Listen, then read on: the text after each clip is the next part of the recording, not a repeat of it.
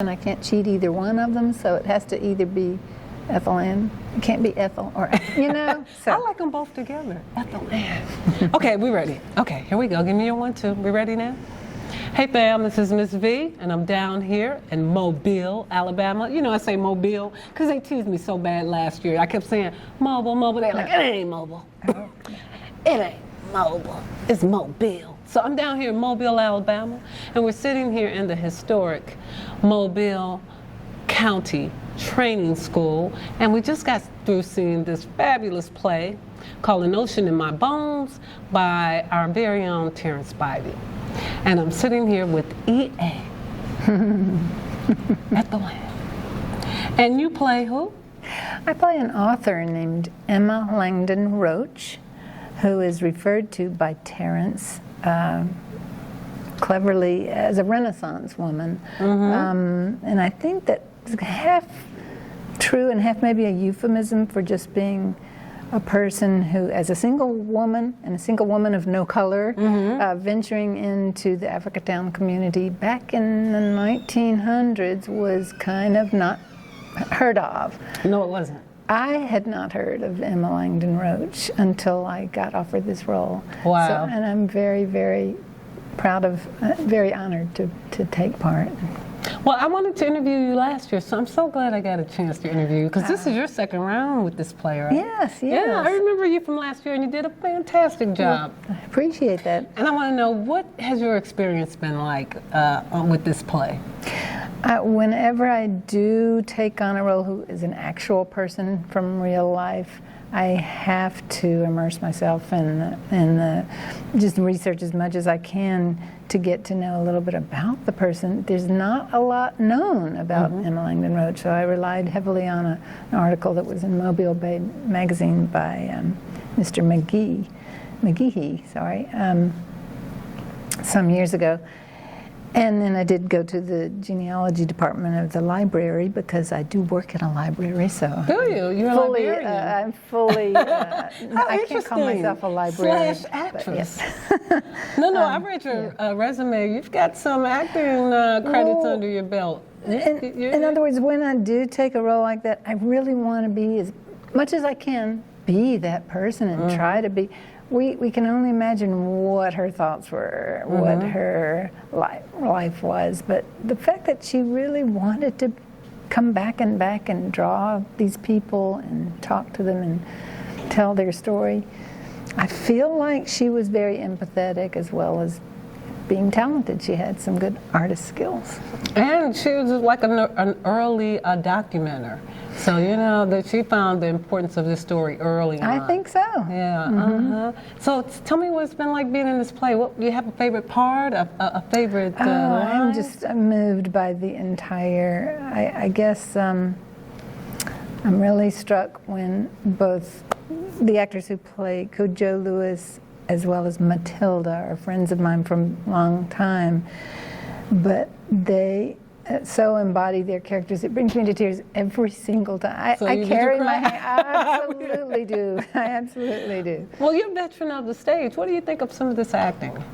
Some of these people that have been there first. I'm so impressed with everybody. I came to the very first production. I was envious of my friends who were in this show, because they were doing such outstanding work and bringing a story to an audience who might not have seen it otherwise. And when they told me that the following year there might be a couple more characters, I came, and I didn't make myself a pest. I said, I'll work backstage, I'll do costuming, whatever.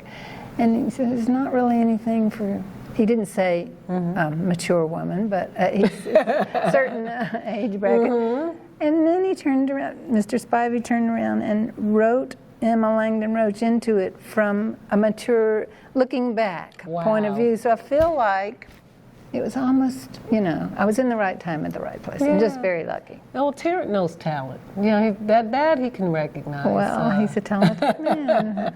I'll take that.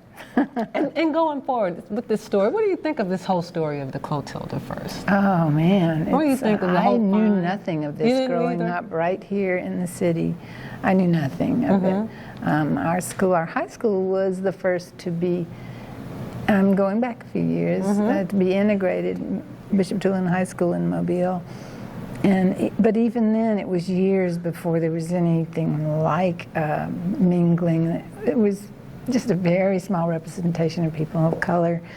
So for this to come while I'm here, I lived on the West Coast for 30 years. Coming back and then this to all be happening, I am just so proud of the community that finally things are starting to, we're talking and with and of each other, about things that we never would have talked about before. I think you really hit that on the head too. It's important because it opens up the conversations that we need to have, not the frivolous ones that are up here, but deep conversations that'll help with the healing. Instead of just mimicking things we've heard on TV or movies, this is us. This is really, what you really feel about things. Well, going forward, where do you see the story going? Where do you see the legacy of this whole thing, the find of the Clotilda?